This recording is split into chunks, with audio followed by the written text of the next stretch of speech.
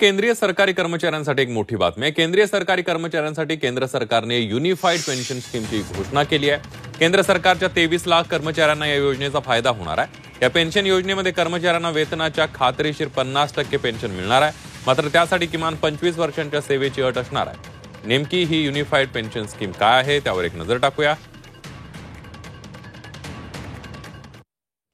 वेतनाच्या 50% खात्रीशीर पेन्शन मिळणार, किमान 25 वर्ष सेवा झालेली असावी,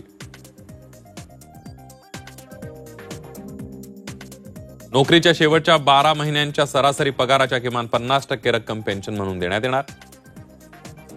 10 वर्षानंतर नोकरी सोडल्यास 10,000 रुपये पेन्शन मिळणार।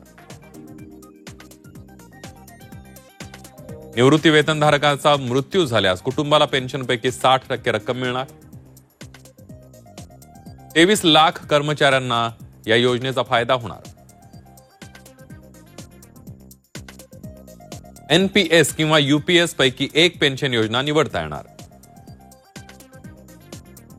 यूपीएस योजनेमध्ये सरकारकडून 18.5% योगदान देण्यात येणार। युनिफाईड पेन्शन स्कीम 1 एप्रिल 2025 पासून लागू होणार आहे।